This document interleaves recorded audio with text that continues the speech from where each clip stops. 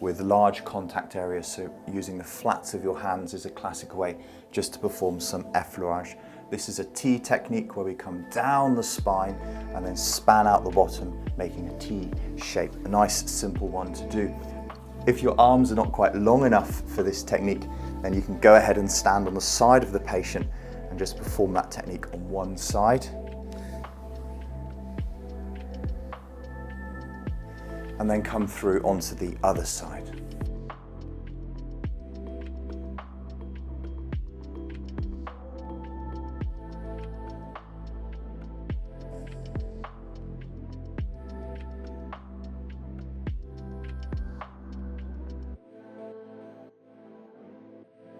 Continuing on, I'm now changing the direction and going up the erector spinae, over the traps and sweeping out around the shoulder, still keeping that broad, flat contact point so I'm not bashing or crashing into the shoulder blades, and just smoothly coming around, maintaining the contact, but putting most of the effort into the upwards sweep over the top of the shoulder, reducing the pressure as I just glide back down to the lumbar spine and back up again.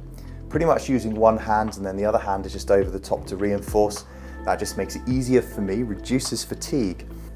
And another key point to make here is your positioning as well. Make sure the couch is at the right height for you. Bring your feet wide apart so you can use your legs and lower body to move, so your upper body is not too dominant in the delivery of the treatment, which can certainly fatigue the smaller muscles around your shoulders. So a wide stance makes the massage easier. Having your arms straighter means you're going to use your whole body and the muscles in your legs rather than using your triceps to deliver the treatment. It won't make much of a difference within a few minutes, but if you've treated clients for a few hours, you'll certainly notice a lot less fatigue in your arms. Another important point for me to get across on this course is not to overuse your thumbs or your wrists. You will notice that I won't be using my thumbs that much in this course. You'll see some techniques, ones you may already do, have been taught, or techniques that you see online, where the technique is brilliant, but they're using their thumbs a lot. For example, to get into the QL, they may be pressing into the QL with their thumb, pressing over the top there. These techniques can be highly effective. However, they're also effective at fatiguing and stressing your thumbs, which is definitely something to avoid. Manual therapists frequently suffer from thumb issues, and I really believe that can be avoided if you don't overuse your thumbs in the first instance. It will feel fine when you're doing this for a while, but the cumulative effect of doing that throughout the day, for a week, and for many months or years during your career. And on this course, we'll be trying to use more of the forearms and paying attention to techniques which greatly reduce the stress through the thumbs and wrists. This is one of my favorite warm-up techniques, the figure of 8 over the lower back. Again, just make sure you use your lower body and don't rely too much on the strength of your arms to perform that technique. So have a wide stance and move your body around, side lunging from one side to the other in order to deliver that treatment without causing yourself too much unnecessary fatigue. The next technique is a lateral stretch technique using the forearms this time. Start over the center of the spine, lean over the client, and then start to span out, bringing the arm towards us and the other arm away, giving that lovely lateral stretch through the back. Take your time with this one. Move slowly and don't force the glide of your forearms. Just let the natural resistance against the skin control the speed. And at this point, it's appropriate to start to introduce the control of the breath into the treatment. So I'll ask my client here, Richard, to take a breath in and relax and breathe out slowly. As he breathes out, that's when I'll apply the pressure and stretch out that fascia laterally. Coming all the way down over the side of the ribs, down over the side of the pelvis there.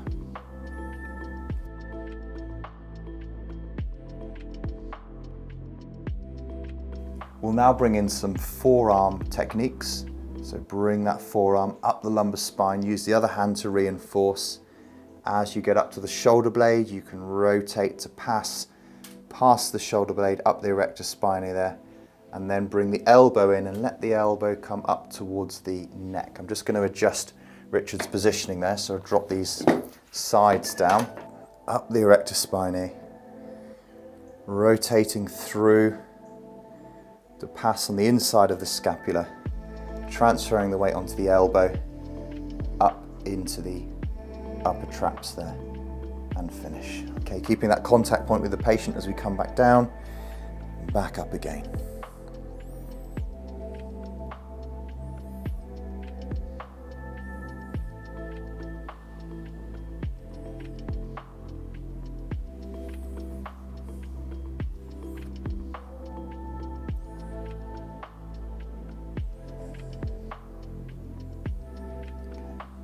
And repeating that on the other side.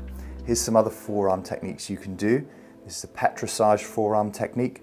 So just working over the QL region on the side nearest to you. You can move the forearms up and down.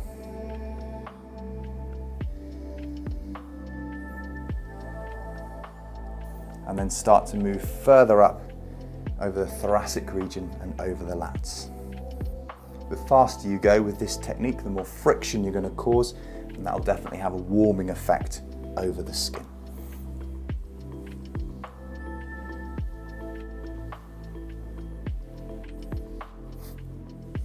And I would then come around and repeat that on the other side. During this course, we'll also include some mobilization techniques.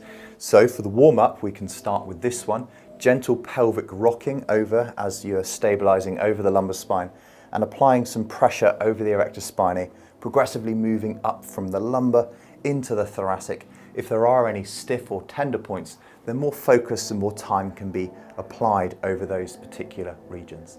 Now, let's move the patient onto their side to complete the warm-up techniques.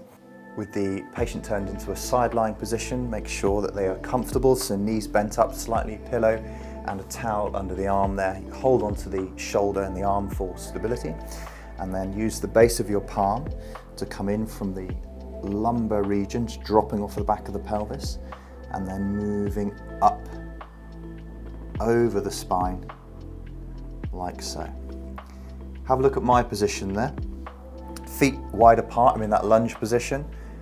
Getting the arm in, I'm actually tucking my elbow into my lower stomach there, so I can then apply the pressure using my body weight rather than having to push in too much with my arm. It then makes it very easy for me to perform the technique up over, through and towards the base of the neck. Okay, it's a lovely technique. Some people prefer to treat inside lying, so you could probably do a lot more of your warm-up inside lying if this is preferable for you and more comfortable for your client. So have a try and see which one you and which one they prefer. You don't usually need to turn the patient over to target the lower side. You can also work through that lower side with the patient lying on the same side. You can then reach over and petrissage over the spine and focus on the lumbar area as well if you want to. You can reach this side, although it's a little awkward to be leaning this far over the patient. So I would suggest you focus on the upper side instead and turn the patient over should you want to target that side as well. You can also bring the forearms back in here and do that forearm petrissage technique, really working through the side of the torso and starting to mobilize some of that quadratus lumborum muscle tissue as well. Then moving up over the lats, over the back of the shoulder, before returning back down again.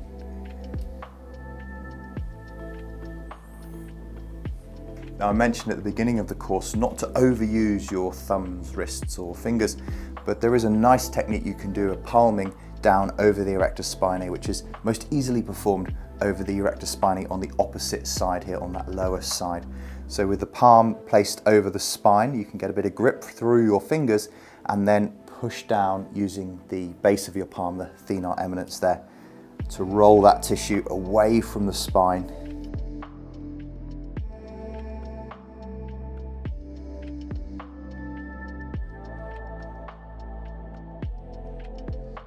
We can also add in here a bit of gentle spinal rotation as well whilst he's on his side.